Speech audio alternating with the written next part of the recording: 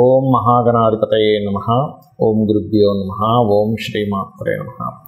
పరమేశ్వర స్వరూపమైనటువంటి జ్యోతిష, వాస్తు మరియు ఇతర అనేకమైనటువంటి శాస్త్రములను మనకు అందించినటువంటి మహర్షులకి నమస్కారం. హయగ్రీవ హయగ్రీవ హయగ్రీవేతి యో వదేత్ తస్య నిస్సరతే వాణీ జన్మకన్యా ప్రవాహవత్. అరుణాం కరుణాతరంగితాక్షీం ధృతపాశాంకుశపుష్పబాణచాపాం అనిమాదివిరావృతాం మయూకైః అహమిత్యేవ విభావయే భవానీ. శ్రీమాత్రే నమః. ప్రేక్షకులకి ఆ లలితాంబిక అమ్మవారి యొక్క అనుగ్రహం పరిపూర్ణంగా కలగాలని మనస్ఫూర్తి కోరుకుంటూ మనం ఈరోజు చెప్పుకోబోయే టాపిక్ ఏమిటంటే, చాలామంది వ్యాపారాలు చేస్తూ ఉంటారు. కొంతమందికి అద్భుతంగా కలిసి వస్తే మరి కొంతమంది నష్టపోతూ ఉంటారు. అదేవిధంగా ఆ వ్యాపారాల్లో కూడా కొంతమంది పార్ట్నర్షిప్స్లో చేస్తుంటారు.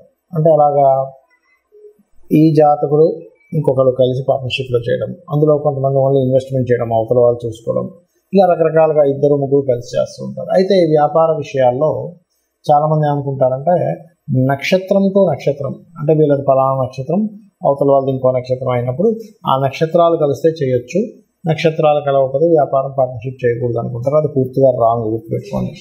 అసలు అది ఎలా చూడాలి? ఎవ్రీ లగ్న అంటే 12 లగ్నాలు, మనకి లగ్నం తెలియని వారు రాసి చూసుకోండి, బట్ లగ్నమే చూసుకోవాలి. ప్రతి లగ్నానికి అసలు వ్యాపారం అభివృద్ధి అవ్వడానికి ఏం చేయాలి, ఒకవేళ పార్ట్నర్షిప్స్ చేస్తున్నాము కానీ పాడైపోయింది అన్నప్పుడు దానికి రెమెడీ ఏం చేసుకోవాలి, అసలు పార్ట్నర్షిప్ చేయడానికి మీ లగ్నరీత్యా సప్తమ స్థానాధిపతి ఎవరు చూడాలి, అదేవిధంగా మీరు ఏదైనా ఒక వ్యాపారం చేసుకోవాలంటే అసలు మీ జాతకంలో ఏం చూసుకోవాలనేటువంటి విషయాలు మనం ఇప్పుడు తెలుసుకుందాం. ధనుర్లగ్నము ధనస్సు రాశి. ధనస్సు వారికి బిజినెస్ ఏ రకంగా, ఫస్ట్ వాళ్ళ స్ట్రెంగ్త్ ఏమిటి? ధనస్సు వారికి ఏంటంటే మంచి నేమ్ వస్తుంది. ఎలా అంటే వీళ్ళు మంచి ప్రోడక్ట్ అమ్ముతారు. జూపిటర్ పాడైతే that is different case. But ఏమిటంటే ఒక వ్యాపారం, వీళ్ళు నిజాయితీగా ఉంటారు, వీళ్ళ దగ్గర మంచి ప్రోడక్ట్ దొరుకుతుంది, ఒరిజినల్ దొరుకుతుంది. ఇలాంటి దాని మీద మీరు బిల్డప్ చేసుకుంటూ వెళ్తే బాగుంటుంది. మీ యొక్క తత్వం కూడా అలా ఉంటుంది ధనుసు లగ్నం వారికి. మరైతే ఇక్కడ మనము స్ట్రెంగ్త్ వీక్నెస్ ఎలా ఉంటుందో అదేవిధంగా మనం ఒక బిజినెస్ ప్రారంభించాలన్నా, పార్ట్నర్షిప్స్ చేయాలన్నా, లాభాలు రావాలన్నా గ్రహాలు ఉంటాయి. దానికి ఏమిటి అని చెప్పి చూసుకున్నట్లయితే, ఫస్ట్ ఆఫ్ ఆల్ చాలామంది ఏమనుకుంటారంటే పార్ట్నర్షిప్ చేయాలంటే నక్షత్రాలు కలవాలంటారు. నక్షత్రాలు కేవలం మైండ్ సెట్ కలవడానికి మాత్రమే, బట్ సప్తమాధిపతి బాగుండాలి పార్ట్నర్షిప్కి. ఇది ఫస్ట్ మీరు గుర్తుపెట్టుకోండి. అయితే ఇక్కడ మరొక విషయం ఏంటంటే, మనం ఏదైనా ఒక బిజినెస్ ప్రారంభించలేకపోతున్నాము, ధనుర్లగ్నంలో జన్మించాము అనుకున్నప్పుడు మీ యొక్క శని పాడవుతాడు. శని పాడైనప్పుడు ఏమవుతుంది, కుటుంబ సభ్యుల సహకారం లేకపోవడం, సమయానికి ధనం రాకపోవడం, ప్రారంభిద్దాం అనుకున్నాం, ఎవరో లోన్ ఇస్తా అన్నారు, సరే అంతా ఫిక్స్ చేసుకున్న ఆ టైంకి డబ్బులు రావు, ఏం ప్రారంభిస్తారు? సో ఫైనాన్స్ లేకపోతే కుటుంబ సభ్యులకు వ్యతిరేకత, లేకపోతే రకరకాల మార్గాల ద్వారా మీకు ఆగుతూ ఉంటుంది, స్లో అవుతూ ఉంటుంది. ఎందుకంటే because of Saturn is the కారక ఆఫ్ ది ప్రారంభానికి కారకుడయ్యాడు. సో స్లో మూవింగ్ ప్లానెట్తో ప్రారంభమైంది కాబట్టి స్లోగా ప్రారంభం అవుతాయి.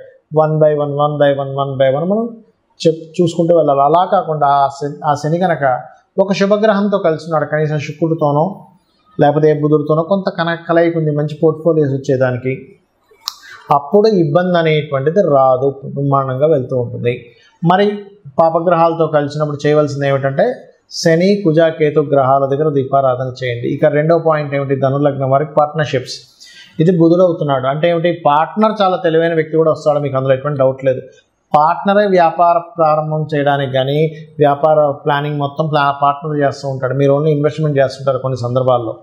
అయితే ఇక్కడ ఈ పార్ట్నర్ కారకుడైన బుధుడు కనుక పాడయ్యాడు అంటే మీరు ఒకటే బాగా గుర్తుపెట్టుకోవాలి, మీరు మోసపోతారు. ఆ వ్యాపారంలో పార్ట్నర్ ఎవరైతే ఉన్నారో అతను మొత్తం క్యాప్చర్ చేసి, ఇదేమీ లేదు ఇందులో, మొత్తం నేనే చూసుకుంటున్నా, డబ్బులు కూడా నేనే తీసుకొచ్చాను, నువ్వేదో కొంచెం తీసుకొచ్చావు, నీ డబ్బులు ఎప్పుడో అయిపోయాయి కాబట్టి ఇదంతా నాదే, నువ్వు ఎంతో కొంత బయటకు వెళ్ళిపో అని చెప్పి చెప్తాడు. కొన్ని కేసెస్లో అయితే నేను చూశాను, రూపాయి కూడా చేతిలో రాకుండా బయటకు వచ్చిన వాళ్ళని నేను బోల్డ్ మందిని చూశాను. అందుకని ఏం చేయాలి, బుధుడు బాగుంటేనే పార్ట్నర్షిప్స్లోకి వెళ్ళాలి. బుధుడు ఏమాత్రం పాడయ్యాడా, చంద్రరాహుతో కలిశాడా, మీరు వెళ్ళారు, అయిపోయింది. ఇంకా వాళ్ళు మోసం చేయడం ప్రారంభించాడు ఇంక మిమ్మల్ని పార్ట్నర్. ఇంకొన్ని కేసెస్లో అయితే జీవిత భాగస్వామి పార్ట్నర్షిప్గా వచ్చి పాడైపోయిన కేసెస్ నేను బోల్డ్ అని చూశాను. కాబట్టి బుధుడు బాగుంటేనే పార్ట్నర్షిప్. ఇంకోటి, బుధుడు పాడైతే సమాజంలో అడ్వర్టైజ్మెంట్స్కి ఎక్కువ ఖర్చు పెడతారు కానీ దాని తగ్గట్టుగా డబ్బులు రావు, అది మెయిన్గా చూసుకోవాలి. ఇక లాభాన్ని ఇచ్చే గ్రహం ఎవరు అంటే శుక్రుడు. ఈ శుక్రుడి యొక్క స్థితి చాలా జాగ్రత్తగా చూసుకోవాలి, ఎందుకంటే శుక్రుడికి లాభాధిపత్యంతో పాటు షష్టమాధిపత్యం కూడా వచ్చింది. సహజంగా ఈ లగ్నానికి పాపిక్, కానీ మనం బిజినెస్ పాయింట్ ఆఫ్ వ్యూలో లాభాధిపతి ఇవ్వాలి కాబట్టి లాభాధిపతి ఎలా ఉన్నాడో చూడాలి. లాభాధిపతి కనుక బాగోలేడు అంటే స్త్రీలతోనో లేకపోతే ఏదో లిటికేషన్లోనో గొడవల వల్ల లాభాలు తగ్గుతూ ఉంటాయి. అంటే ఏమిటి, ఆ గొడవల వైపు కోర్టు కేసుల వైపు వెళ్లకుండా చూసుకోవాలి. లేకపోతే ఏమో దాని చుట్టూ తిరుగుతూ ఉంటారు, బిజినెస్ పక్క పోతుంది. కాబట్టి ఈ జాగ్రత్తలు తీసుకోవాలి. అదే శుక్రుడు బాగున్నాడు, స్త్రీ మూలకంగానే డబ్బులు వస్తాయి. లోన్ తీసుకొచ్చి మళ్ళీ దాన్ని గ్రో అప్ చేయడం ద్వారా లాభాలు పెరుగుతాయి మళ్ళీ. సో ఇది మెయిన్గా చూసుకోవాలి. ఇక మీరు పర్టికులర్గా లాభాధిపతి మరింత మంచి ఫలితాలు ఇవ్వాలంటే లక్ష్మీ గణపతి హోమం చేసుకోవడమో, లేకపోతే చండీ పారాయణం వినడమో, లేకపోతే డబ్బులు లేవండి కనీసం రోజు లలిత సహస్రనామాలు మీరు చేసుకుంటూ ఓం ఇంద్రగోప పరిక్షిప్త స్మరతోనా భజంగికాయ నమః అనే మంత్రం చేసుకోండి, అనే విధాలా బాగుంటుంది. అసలు ఒక వ్యాపారం కలిసి రావాలి అంటే స్టెప్ బై స్టెప్ నేను మీకు కొన్ని విషయాలు చెప్తాను. అంటే నేను చూసిన అనేక వందల వేల జాతకాలు, అనేక మందితో మాట్లాడి అనేక వ్యాపార సంబంధించిన అనుభవాలతో చెప్తున్నటువంటి అంశం గుర్తుపెట్టుకోండి. పాయింట్ నెంబర్ 1, మీకు ఇంట్రెస్ట్ ఉన్న వ్యాపారం చేయాలని రూల్ లేదు. మీకు అనుభవం ఉన్న వ్యాపారం చేయాలి ఎప్పుడైనా గుర్తుపెట్టుకోండి. ఇంట్రెస్ట్ వేరు, అనుభవం వేరు. ఇంట్రెస్ట్ ఉందండి, ఫైన్, దానిలో కూడా రాణించవచ్చు. కాబట్టి దానికి ఎంత కష్టపడాలనేది ఒక క్యాలిక్యులేషన్ చేయాలి. ఇక్కడ ఒక వ్యాపారం మనం ప్రారంభించేటప్పుడు ఆల్రెడీ డిమాండ్ ఉన్న వ్యాపారం మనం చేస్తున్నామా, డిమాండ్ని క్రియేట్ చేస్తున్నామా అంటే చిన్న ఎగ్జాంపుల్ చెప్తా. డిమాండ్ ఉన్న వ్యాపారం అంటే ఏమిటి, ఇప్పుడు స్కూల్స్ స్టార్ట్ అవుతాయి, నెక్స్ట్ స్కూల్ బ్యాగ్స్ అమ్మడం ఇస్ డిమాండ్ ఉన్న వ్యాపారం. మనకు మొన్న కోవిడ్ వచ్చింది, ఆ టైంలో మాస్కులు బాగా అమ్ముడుపోయాయి. బాగా వర్షం పడుతున్నప్పుడు మిరపకాయ బజ్జీలు ఎవరైనా కొనుక్కుంటారు. బాగా ఎండగా ఉన్నప్పుడు ఈ జ్యూస్ సెంటర్స్ కానీ చెరుకు రసం బండ్లు కానీ ఇవన్నీ ఆటోమేటిక్గా అమ్ముడుపోతాయి. దాని గురించి మీరు పెద్దగా పబ్లిసిటీ చేయక్కర్లేదు. మనిషికి అవసరం, అవసరం బట్టి కొనేసుకుంటాడు, అర్జెంట్. ఇప్పుడు బాగా సిటీలో ఆ మధ్య ఒకసారి చూడండి, కోవిడ్ వచ్చినప్పుడు వ్యాక్సిన్స్ సంబంధించినవి, సమ్ ట్యాబ్లెట్స్ సంబంధించినవి అవి బ్లాక్లో కూడా అమ్మారు. అంటే ఏమిటి, డిమాండ్ ఉన్న వ్యాపారం చేసేటప్పుడు డిమాండ్ ఏది ఉందో దాన్ని తెలుసుకుని వ్యాపారం చేయడం ఒకటి. రెండవది డిమాండ్ని క్రియేట్ చేసి చేయడం.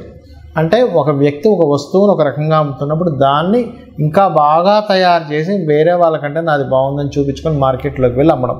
ఈ రెండిట్లో మీరు దేన్ని బాగా చేయగలరు అనేది ఒకసారి ఆలోచించగలగాలి. ఇది పాయింట్ నెంబర్ 1.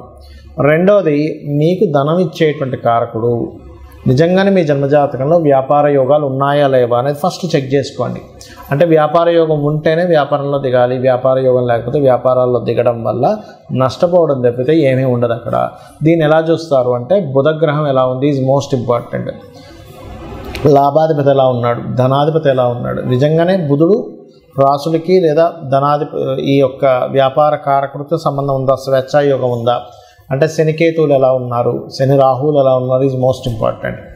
ఇక్కడ ఏదైనా ఒక వ్యాపారం సరే మీకు కలిసి వస్తున్న వ్యాపారం తెలిసింది, అందులో ఏంటి, అది సర్వీస్ ఓరియంటెడా ప్రోడక్ట్ ఓరియంటెడా తెలుసుకోవాలి.